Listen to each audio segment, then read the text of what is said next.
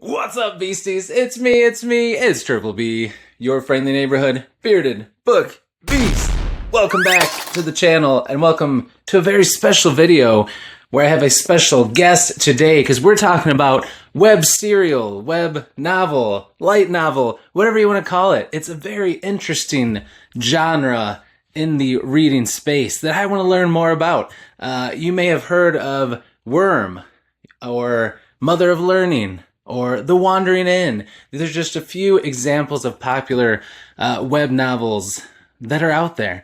And I haven't read any of them. And I wanted to bring in an expert, someone who knew more about this than I did, so that I could talk to you beasties about it and you could learn more about it as I do, because just seems like a cool area of the internet and of the bookish community that I have not explored yet. So I went to my friend who recently I was on his channel to do a little book rec, and I had a great time. So I thought, why not bring him on? Because I know he knows more about this than I do. So help me welcome my friend Mariner. How's it going, man? Oh, thank you. Thank you for having me. I'm doing quite all right. Thanks so much for inviting me. Of course, man. I'm excited to have you here and excited to learn more about web serials, web novels, because I don't know much about them other than that they sound cool. And when I hear people talk about them, I want to get in on it. So why don't you first just let us know who you are and tell us a little bit about your channel, which will be linked in the description down below so you guys can go check it out. He has a really cool channel. But Mariner, let us know who you are and tell us about your channel, and then we can start talking about web novels. Right. So I'm Mariner. I have a pretty small video essay channel where I go over books, web serials, animation, movies, TV shows. It's kind of the whole board. I make writing advice videos also, but I really like analysis videos on just anything and everything. I love them. It's rather eclectic. Like I have stuff on Twin Peaks. I have stuff on The Wandering Inn. I have a Blood Meridian video, which tragically no one has watched. Recently made a Chainsaw Man video. It's all nice. I love Chainsaw Man, and I really want to read Blood Meridian, and a lot of my viewers have watched it, have read it, so they need to watch your video. So that's a good one for you guys to check out. All right, so web novels. Tell me a little bit about when you first discovered them, and you know, I don't know much about them, but tell us what you know, some of your favorite ones. Just go, man, go for it. Right. So it's going to be interesting because I know a lot of people get started on like really large web novels or light novels that they hear about from like their friends and whatnot. I did not. My journey was a little bit weirder. I have this friend who obsessively reads like humanity fuck yeah fiction, which is like an entire subgenre. What is internet. This? Right. So it's like basically humanity fuck yeah it's like a subgenre of fiction where usually there's like aliens out there in space, but the scary species is always humans, right? It's like they're the ones who are frightening. It's like, oh, I don't mess with that. Yeah. And he recommended me this web serial called Deathworlders, and I was like, that sounds like it sucks. Like I read like Lovecraft stuff, and usually like humans are really small, insignificant, and that type of thing. And this is the exact opposite. And I was like, I'm not going to read that. Anyway, I find myself in sophomore year of college, and I have to get through this 4.5-hour like lecture, and it's like I cannot sit there and take notes like for 4.5 hours. Like my brain starts melting, and so I'm like, okay, I have my laptop here, I have my notes open. I have to have like something else to like read, like when the professor goes on like a tangent on his like personal love life or something. And so I decided to start reading it, and it was really kind of out there. It wasn't like normal like books, because it was a case of the author could just dedicate 50,000 words to like really niche, like here's just the daily life of like this character for like tons and tons and tons of chapters, which in a kind of fantastical setting makes it like really interesting. Like you can have these kind of weird interpersonal cultural dynamics going on that can just extend to their logical conclusion, right? Right. Which I thought was a little bit similar to there's this rule with filmmaking where the longer you hold a shot, right, the more kind of uncomfortable it can be, and the characters in the shot can lose their you have a scene where characters are talking, but the longer the shot holds, right, or the longer you stay in that location, the characters basically run out of things to talk about, which can then begin to reveal characterization, right? Think an episode from Breaking Bad like The Fly, where Jesse and Walt are stuck in one location for an hour, and it eventually just results in like a complete kind of mental breakdown, right? That it's similar to that with web series that I found, is that you can just logically follow through a character's like entire day, and it reveals like really kind of interesting small like characterization, like details. Like for example, like I know what like the watch captain's daily routine in the Wandering Inn is, which means that like, oh, if there's a crime going in this part of the city in a different chapter, I'm like, oh, well, the watch captain is going to be here at that time of day. Interesting. And like, we just have so much time to dedicate to like all of these like different aspects of the world that aren't necessarily possible to do in a more like formatted, streamlined novel, even the really massive ones, right? Interesting. So that's kind of how I got my start, is reading the Deathworlders, which I don't know if I actually want to recommend to people because it's so like it's like I don't know if I would consider it the best when it comes to web novels. Yeah, but it was a very interesting place to get my start, and it interested me enough to get me to branch out and start reading some of the other ones. Okay, that's pretty cool. Now, web novels are essentially they're kind of like indie published, right? Like they don't go through a crazy editing publisher thing. They're on a website, like you said, and they're not like completed and then put out. They're like living, breathing thing that's created as it goes. So that's why sometimes they're really long. They can go on forever. So how do you feel like that works out for you as a reader? Because I know you enjoy them. Do you feel like you hop around to different ones? Do you just focus on one? Do you read it whenever you feel like it? Or are there any you're dedicated to, or like every week or every day, whenever they release them, you read the newest entry? Or are you kind of all over the place, or does it depend? It kind of depends on the given like story that I'm reading, right? So with The Wandering Inn, it's like I've read so much of it in the past like 2 years. And then but I got to volume like 7 just about, and I was like, I have to take a break. Like I've read millions of words of this at this point. I was like, okay, I'm going to take a break. But I read books and I read like web series at the same time. Yeah, it's a case of it depends on the story, right? So The Wandering Inn I read up until like volume 7, and I was like, I have to take a break from this. This is way too long. So I switched over to Reverend Insanity. I decided to read that like all the way through. I read like different ones at different rates, right? It's a case of like, oh, like I could pull it out on my phone, read it whenever I want. With Reverend Insanity, that was kind of how I had to get through it. Whereas The Wandering Inn, I usually am like, oh, I'm gonna like wake up, I'm gonna pull out a chapter on my laptop and like have it with like morning tea or something like that. But it's also kind of like that with like books, right? It's like different books kind of, there's a different kind of vibe with different books type of thing. Like I'll read them at different points in the day or like in different moods and whatnot. And it's the same thing with web serials, more or less. That's a good point. It is just like reading books. You want to read different books in different ways at different times. That's very true. Now I will say like one of the things that makes it kind of tricky is like they're released weekly or bi-weekly or monthly, which can mean like the pacing is very different in terms of like a novel as well as like writing quality or prose and whatnot, because some of them are edited and some of them are not edited. And it's a case of like the Deathworlders, I was surprised at how well that was written. Right? Oh, okay. Yeah. That was one of the things that kept me coming back, even if I thought there were at times like the plot, I was like, this is a fucking like disaster. Like I love this. This is a disaster. Yeah. I'm sticking with it. Whereas The Wandering Inn, it's like almost always I'm like, the plot is fantastic. Yeah. But like the prose, it's like the prose in The Wandering Inn varies wildly chapter by chapter, which I think is one of the things that keeps it interesting. So it's like some chapters I'm kind of like, wow, I don't know what was going on here. And then like you'll get like 5 chapters in a row where like this is absolutely like novel quality, like published, like trad published quality. Oh man, that is interesting. I wondered if sometimes they are like really high quality. I mean, I guess it's like that with any author in prose. It's always going to hit different, but that's interesting to know. There's some that are really cleaned up, tight, and then some that aren't. Pretty interesting. Yeah. Now, are these when they're online? Like, if people want to to look for these, is it like the website is like the name of the web serial, or is there a website for a bunch of different web serials? Like, how do people find them? This is where it gets very like different. So the Wandering Inn has its own website, right? You can just type in the Wandering Inn, you can read it for free. Deathworlders, it's the same thing, has its own website. Which that's more common with web serials that are published in the West. I found is that they have their own dedicated website that you can just read for free.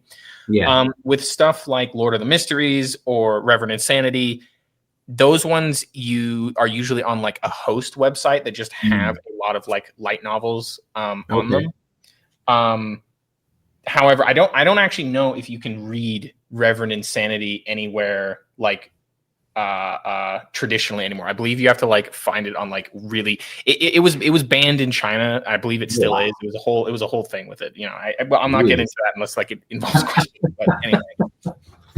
Oh man. Yeah, I mean, I guess I could see that. I could see things being banned there. That's wild though. Okay, so depending on what you want to read it depends on how you're going to find it. So that makes sense. Okay. Well, so if someone was talking to you, like me or anybody listening to this, watching this, wanted to get into it, what would be your recommendations for starting off? Like, what would be the first series that you would say is a good like segue into the world of web novels and where people should start? I definitely think like it is the Wandering Inn these days. Just because it's like it's the most traditional, like it has the most things that are like, oh, this is familiar in terms of like I can just read this and like get into it. There's not like with the Deathworlders, that's it. Once again, it's humanity fuck yeah fiction, so it is out there, really, really, really far out there in terms of like some of the stuff that happens. It's not fantasy, right? It's science fiction. There's a lot of stuff regarding that goes on. The Wandering Inn, it's a progression fantasy. Right, it's like, and you know, it's a light novel. It's not a light novel. It's a lit RPG progression fantasy, which is interesting because it's like, oh, if you like I don't normally like class level based magic systems. Right. Most people that I know who also don't like them have read The Wandering Inn and still like it. Like the Wandering Inn has a way of kind of winning people over, even if they don't like that system.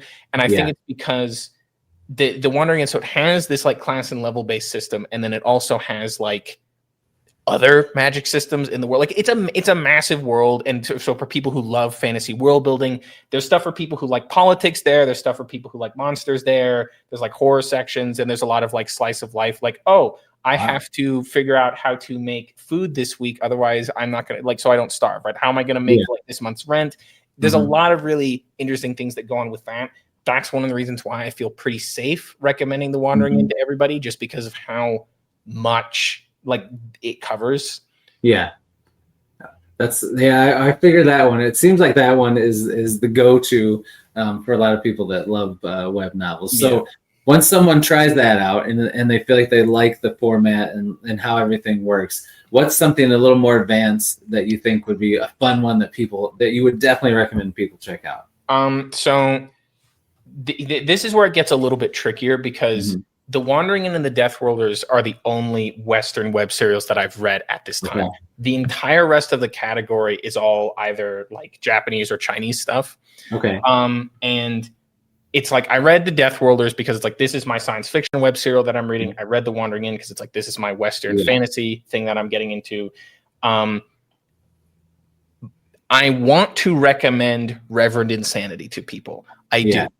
It is really, really grimdark and like horrifying. It has probably one of the most evil like main protagonists that I've ever read. Ooh, wow. Okay. And it's also kind of complicated because it's I don't believe it ever had like an official translation. I could be wrong here. So it's like it's not always translated well, which can kind of bring down the reading experience. Right. Like the plot and what's happening is very interesting chapter by chapter. But then it's like, I don't know if this was translated right. This section doesn't have like proper grammar.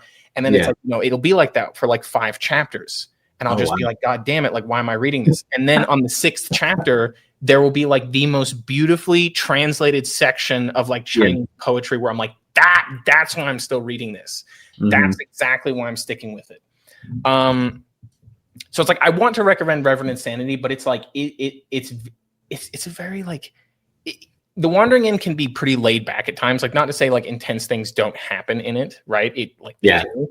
But Reverend Insanity, it's like 100% go at all times. The bleakest thing you could possibly imagine happening, like chapter after chapter. And it's like the world is so completely like horrible. Like I would not like, in terms of like, if I had to be like put into a fantasy world, that one is on like the bottom of like, I would never want to live there ever in like 100 years. Okay, so if you like grimdark, you like dark fantasy, you like the dark stuff, then that one might be the one for you. Once you try out maybe a little Wandering Inn to make sure web novels are for you, you would say go for that one. Reverend Insanity. It is interesting because it's Chinese grimdark, right? Like it's not like Western like Joe Abercrombie grimdark. And like there's this whole section where it covers like the life story of this guy whose like full name, I believe like translated, is Red Lotus Demon Venerable. And it's like they have these really long titles for everything. And it basically covers like how this guy's this person was basically supposed to be like an enlightened being for his era. Like he was raised up by like all of the like the heavenly court and all the kingdoms of the world, given the best education, given the best resources in order to become this like enlightened super being to lead the era forward. Right. What happens is that because like all of this is aligned in his favor, including the will of heaven, right? Heaven's will is literally placing advantages in his path. Right. And fate is also like he knows like fate is on his side also. He's like, I was born to be this standard bearer for this era.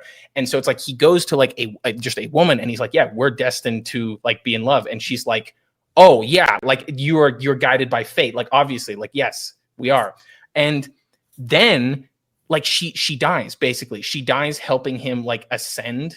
And his entire life is basically dedicated around resetting his life, reincarnating over and over and over to try and save her, and slowly realizing there's no way to possibly save her. And so he goes like more and more insane over and over.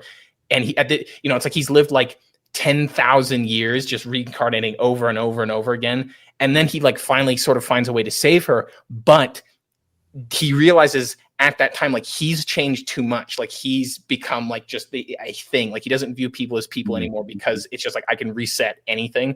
And that's a relatively minor character in the story. Right. That's wild. That's so deep, man. Yeah. It's a very, very interesting story. I like it quite a lot. Oof. All right. Well, you got me interested in it. That sounds awesome. So we'll have to figure out where you can find it so we can link some of these. All right, so if these same people we've talked about, me, anyone watching this, wants to check out web serials, first let's start with the bad. What are some of the cons, some of the negatives, some of the bad things people might not like, in your opinion, as they go into web serials, just so that they're prepared? What are some of the things that you think people might not like? Right. So obviously, like it has to be said, like prose quality will be like downgraded from like an actual like traditionally published novel. It may even be downgraded significantly from like an indie published novel. Right. Like, and that can kind of suck. Like, I'm not gonna lie, that can be tedious, especially if you're reading things that like don't have official translations or like it's hard to find like the websites on that's downgraded. I don't like that at all. It can also be stated like pacing wise, like, oh, I can just afford to like they can, you can afford to have a character, once again, like in The Wandering Inn, you can have an entire chapter dedicated to the microeconomics of this one particular city's blacksmithing culture and the bureau of like the Mages Guild. Like, what's the Mages Guild up to in this city? Why doesn't this letter get to this person? Well, here's an entire backstory on that. Can be tedious to some people because some web serials, not all of that is plot relevant, right? So that's one of the reasons why I fell out of love a little bit with the Deathworlders, is even though I felt it was written very well, prose-wise, not every chapter, every plot line felt plot relevant. Mhm. Like there would be an entire arc that I'm like, this has nothing to do with the main story. It doesn't come back into view. Yeah. And so I don't know why you wrote this. Now, I understand the interests of deep space mining. That is interesting, right? I am interested, but this doesn't connect at all, like, to what is going on in the rest of the story. And you could have made it connect, because I was reading it. I'm like, oh, obviously this will connect. Like, this makes sense how it could connect to the economics of, like, you know, moving minerals and metal back to Earth. I was like, yeah, that'll obviously make sense. And then it didn't. It didn't connect. And I was like, that I feel like my time has been cheated. Right. Yeah. Now, inversely, I think The Wandering Inn is pretty safe because I haven't read a plot line in The Wandering Inn yet where it hasn't come back into play in the main plot at some point. Wow. Which is why I think The Wandering Inn is like a very safe bet. Yeah. Because it's like, I swear to God, even if it seems not important, I swear it is. I swear it is. Wow, huh? Like, there's this little detail where the main character, Aaron Solstice, right? She gets marooned in a different town because she fell asleep in like a wagon and the skeleton runs off. Like the skeleton that's, you know, pushing the wagon runs off. And so she falls asleep and she wakes up like a couple 100 miles away because it just like ran through the night or whatever. Yeah. And there's this entire plot line where she's basically bored in this new town because she's like off of work or whatever. And she just introduces this like small medieval like culture to the idea of like plays. They don't have plays in this town. She introduces it to them. And she does it kind of haphazardly. It's like, oh, I'll entertain myself. I'll give some people here something to do. This would have grave consequences for the economic sphere of outside Selim and the in Brazil territories. Truly, like, you know, she comes back there like 6 months later, and it's like, oh yes, the players of Selim, they're putting on performances of Hamlet and Romeo and Juliet for all the nobles nearby. And there's a whole thing where they rewrite Romeo and Juliet for like the fantasy world. So instead of like the two different families in Florence, it's drakes and humans, and the, you know, star-crossed lovers, but it's a drake and a person. And it's a really interesting plot point, because then there's this point, right, where they cast a female drake and a male human, and they put on the play in a drake city. And all of like the older like male drakes are like, this is unacceptable. My daughter would never date a human being. Like, this is repulsive. Like, how dare you? And then they switch the roles, and it's like, well, that's perfectly fine. A male drake could go after a female. Like, that's a female human. That's completely fine. And there's this whole like thing on like weird like cultural dynamics in drake. Like, that's the type of thing that like that is great about it, I think. And do you have any more cons or? Yeah. I mean, once again, it's like if you're reading like material that it wasn't originally written in your language, then translations can come into play. That's not always a thing. My experience with Lord of the Mysteries is it's translated pretty damn well. Reverend Insanity, that one was like spottier. I haven't read that much of Lord of the Mysteries yet, but I really, really liked what I have read. But yeah, it's mainly like prose, and then like sometimes it's a case of like a plot is not always relevant. Which, you know, that can suck. But I think those are like the main two things. It's like, yeah, that's what I got. That's what I got. Okay, that's pretty good. All right, so those are the cons, but obviously you have pushed through those. You love web serials. So what are the pros, the positives? What are the things that you think people should be reading web serials for? What does it bring to the table for readers? So I got a few different points to like read on this one, right? For each of the different stories. So for the Deathworlders, I think the reason why I stuck through it, even when the plot like felt weird, like, because the thing about Deathworlders is like humans are the big scary species in the universe, right? Like everything else is herbivorous, right? And there's this like really interesting plot point where a human goes to like a diplomatic summit for these other species and smiles, right? And a bunch of the other aliens are just like, Jesus Christ, like they're showing off teeth. Like, that is so aggressive and repulsive. Like, what are you doing? And so you have like, I stuck with it even like through the ups and downs and everything, because at the end of the day, it was really, really, really, really interesting to like, you have the plot, like the massive big plots going on of like the diplomatic, like the political games going on. How is like Rahari culture interacting with like this influx of like human movies just being flooded into like the data sphere. That's interesting. But what really kept me like there's this plot point where 3 characters basically buy an apartment on one of the new frontier human worlds, right? And this planet, this frontier, this like first human step into the unknown, into space, has been set up with the help of some different like aliens, right? Different alien species kind of helped set it up.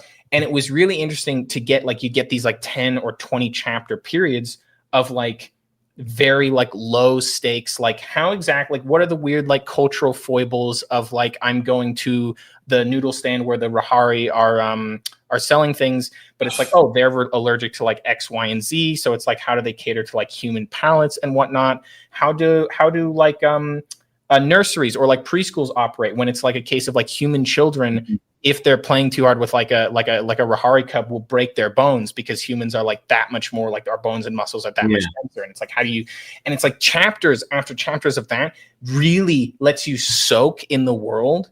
And even if it's not always 100% plot relevant, unlike The Wandering In, which is like, it almost always is. I like that. That was what kept me like reading like the Deathworlders, right? Okay. With the story like of Reverend Insanity, I don't think you could publish that traditionally just because of like the depraved nightmare stuff that the protagonist Feng Yuan like gets up. And I think one of the biggest like this is like sort of a pseudo spoiler, and so you can like, I don't know, skip ahead in the video for this if you don't want to be like spoiled. But I'm not going to be specific. I'm going to keep it pretty big. Basically, there's this huge war arc that happens very close to like the end of the story, right? And what basically happened, I should probably say also that Reverend Insanity is unfinished because it was banned, right? There's like a few good stopping places. But it's not like, it doesn't have like a traditional ending, basically. I still liked it regardless, but I'm just gonna say it. So there's this massive war that has been built up for hundreds of chapters at this point, right? And basically, like Feng Yuan, he's the protagonist of the story, but there's no question that he kind of is the villain, right? At least if you have like, you know, a normal sense of morality, I guess. And that's not to say like what he's like, because what his goal is immortality, life everlasting, to like ascend into being like a god, basically. And he is being schemed against and fought against by basically a huge amount of characters. I'm talking like dozens upon dozens in this massive war that is happening. And this fight, like this war gets bigger and bigger and bigger. It's across a whole continent. You're getting like snapshots of the different like disasters that happen. And Feng Yuan loses the war. Like he gets his heart ripped out. He's like thrown down from the heavens. And it's like, oh my God, like, is this the end of the story? Is this it? Is this the conclusion? And there's this whole like epilogue thing where it's like the great era has finally arrived, like the happy ending is guaranteed at this point, right? The great dream will finally be made into reality. And then Feng Yuan's basically, he basically set up this like play beyond the grave, which was, it was like a reincarnation bug, right? So he then reincarnates almost 1,000 chapters in the past and then begins to scheme knowing how things go. That's insane. And so it's basically like, this is the equivalent of like, in terms of word count, this is the equivalent of like Frodo getting to Mount Doom and then they beat Sauron, and Sauron resets the entire trilogy of the Lord of the Rings, and he knows everything. That's the equivalent of this, and it makes it really interesting because it's like, oh, Frodo and Sam get to they get to Weathertop. Instead of 5 ring wraiths, it's all of them, right? Oh, they're debating on whether or not to go like through the Gap of Rohan or not. Now they have to, because the Mines of Moria have been flooded with like orcs from Dol Guldur or something. So now they have to go through the Gap of Rohan. Saruman is sending Uruk-hai after them. Instead of just Boromir dying, it's like Legolas, Gimli, and Aragorn instead. Boromir lives now, so they go to like Minas Tirith, and it turns into a disaster, political. Like that's the level of change that happens. Oh wow. That's very interesting. It's even more intriguing, this story now. That's wild. Yeah. And then like with The Wandering In, I already explained like a little bit of like why like it's so much fun to read. It's like that little cultural thing of like introducing plays into the fantasy world. Now it has massive economic and cultural impacts in that whole territory. That's cool. But it's also like characters just coming in and out of the story, and it's like knowing that it all comes into play. Like, once again, I'm on volume 7. There has yet to be a plot point which is not like that is not relevant. It's like all of this has been relevant.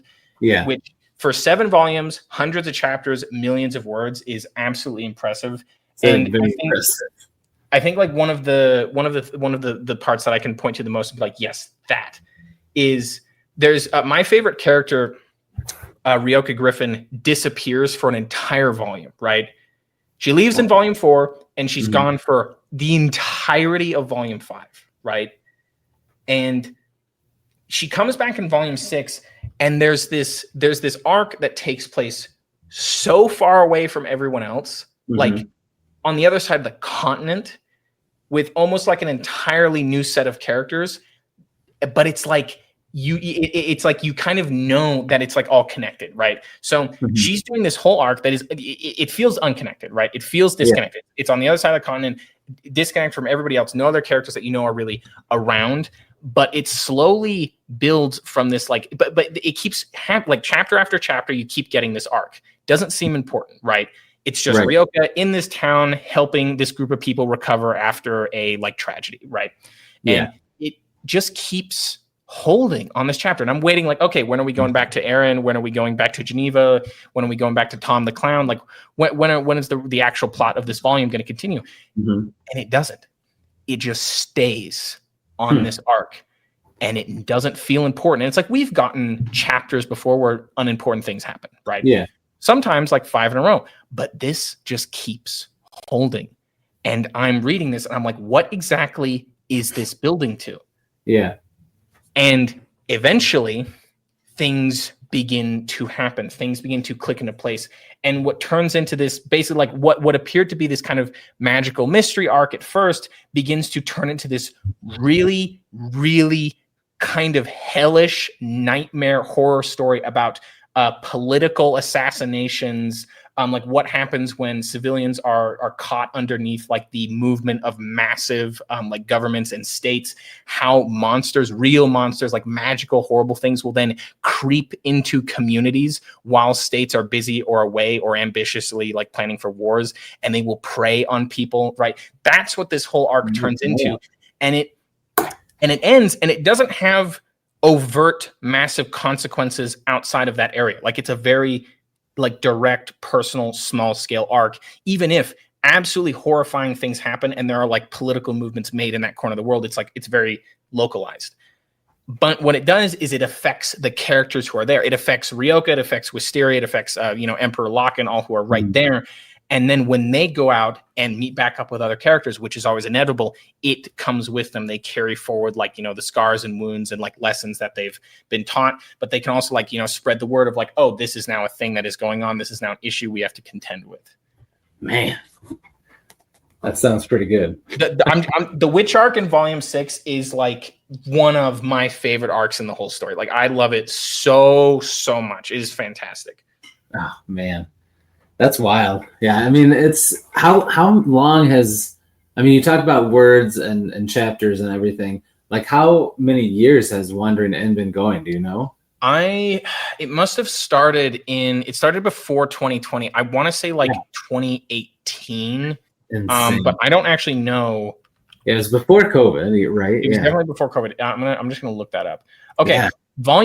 Chapter 1 was released in 2016. It was July of 2016. So it's been going for a little over 8 years. Yeah. So it's been going for a little over 8 years, and it has like well over like 10 million words at this point. That's insanity. And that everything's connected or has like that's the thing about the Wandering End that I can say is it is actually all connected. And even if it isn't like overtly like plot important, like, oh, maybe it's not important that Aaron decided to hold like a disco party in the inn that night. It might not be important plot wise, but it is character wise, because little tiny subtle things can like build up over time. Like, okay, what slight spoilers for like volume 7, right? It's slight. Okay. There's this character who's like a watch captain named like Klibik, and basically he has kind of a mental breakdown in volume 7 that has basically been building for 5 volumes straight, since volume 2. And it's like, it starts like really small in volume 2. It's like little like things he's being stressed by, little things that like are kind of ticking him off. And it builds really, really slowly in the background for like 5 volumes until in volume 7, finally, it's like enough is enough, full like collapse. And it's really great. Dang. That's pretty wild. I mean, I was already excited about The Wandering End, but you've got me really pumped about it now. Plus, all the other ones you've mentioned sound awesome, man. So, you've done a good job at getting us intrigued, for sure. I'm excited to check this stuff out. All right, so that was all my questions. So we can wrap it up here. But before we kind of go into the ending spiel of this video, is there anything else you wanted to say about web serials or anything like that related to them that you wanted to share with people? Yeah, I mean, it's a different medium from books, right? Like it's a difference between like you kind of have to go into it with a different mindset. Like I'm going into it with a mindset as different of like watching Twin Peaks versus I'm gonna go watch Michael Bay's like Transformers movies. It's like I'm not gonna watch those two things with the same mindset. I'm not gonna like watch Chainsaw Man with the same mindset as I would read like Blood Meridian. Right, it's completely different things. Yeah. If people go into web serials with the mindset of like this is a book, I generally think it usually doesn't work out. Like I had to change like the way I was looking at it. That said, it's also not a medium that everyone will enjoy. It's like for Reverend Insanity, having 20 chapters of like kind of dodgy translations that can put a damper on it, right? And so not everyone will like the 8-chapter witch arc in season 6. I know a lot of people who don't like that arc, and it's like the same thing with Deathworlders, how it's like, plot-wise, things don't always resolve in an interesting way. Like it's not like, oh, let's build into a climax. It's like, oh, just end it, just boom. Like there's no structure. You can't use a 3-act structure in a web serial or a light novel. Like you just can't do it. You can have similar types of pacing and like ebb and flow of like tension and whatnot. But if people are expecting like a really like clean or even less even Stephen King books, it's not exactly like a 3-act structure, but it's like there is a sort of pacing there. Right. Web serials, light novels, web novels, they don't have that. That is one thing that I will say.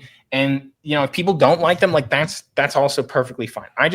I'm trying to encourage people to like give different mediums a chance. It's what I do on my channel. It's like, if people like movies, hopefully I can introduce them to some animated stuff and some written stuff. If people like comics and manga, maybe I can introduce them to like some like more traditional literature and whatnot. That's like, I think like when people spread out for different mediums, it can make you like your preferred medium more, right? So one of the best examples of this is Tatsuki Fujimoto, who wrote Chainsaw Man. Is like, he's a massive movie buff, and he frames his panels in Chainsaw Man like a storyboard, like he's using a camera lens, and it's fantastic. It makes them so truly like interesting to look at, like visually appealing because of how unique it is. That is very true. Well, and also, if you try other things, who knows? You might find new favorites. That was how it was with The Wandering End. Like I love that story so much. I had no idea I was gonna like it that much. I gotta try it out, man. It sounds so good, and I just think that's so cool that everything that happens has some kind of effect on the characters or the world or the story, whether it's big or small. That just is so cool, especially with something that lives and breathes and lasts that long and is ongoing. Yeah. Like, for it to do that just makes it something special for sure. Yeah, it was like, it's like the web serials at their worst will have these like massive tangents that are completely unrelated, disconnected, don't matter at all. Like that's how it is at its worst. It's like, why the heck you wrote a novel worth of stuff that I don't need to read. Right. Yeah. When it's at its best, it's just like, you can have these massive, complicated plots that you can't do in a normal book. Like there are plot things that are pulled off in The Wandering End that would be impossible in another book series. Even one as long as like the Stormlight Archive, right? Yeah. And we all know there's a lot of fluff in some of those. So that's very true. Very true. All right. Well, this has been awesome, man. This has been a lot of fun. Thank you. Thanks for coming on. I appreciate it. Thank you for inviting me. Yeah, dude, of course. And everybody, of course, check out Mariner's channel. It's awesome. I subscribe. You should too. It'll be linked down below. And look forward to Mariner's going to come on to Beast Friends Forever. We're going to chat because, like me, in the background, he is working on a book as well. And we're going to talk all about how that experience is going for both of us. And then eventually we're both going to be on and we're going to talk about the books that we've released because that's also going to happen. So look forward to all of that. But before we go, Mariner, is there anything else you wanted to say about your channel or anything at all? No, I'm just happy to be here. I'd be happy if people check it out, but if they don't, that's cool too. I'm just happy to be on, happy to be talking about this. I hope everybody is staying safe out there, having a good day. Yeah, that's about it. Awesome, man. I love it. All right. Well, Beasties, thanks for hanging out with us. I hope you will go check out some web serials or go ahead in the comments. Let us know if you've already checked some out. I know some people have checked out The Wandering Inn. That's how I kind of heard about web serials and everything. So if you have checked any out, put them down in the comments so the other people can check them out too. If you haven't checked out any, check some out and let us know how it goes. There'll be some linked in the description, some of the ones that Mariner talked about and some of the ones that I mentioned in the beginning, so that we can all check these out and talk about them together. So everybody have a fantastic day. I'll be back in another video. And until I see you in that next video, as I always say, devour your TBRs, be brave, be beautiful to one another, and be beastly. We'll see everybody. Take it easy. Have a good day.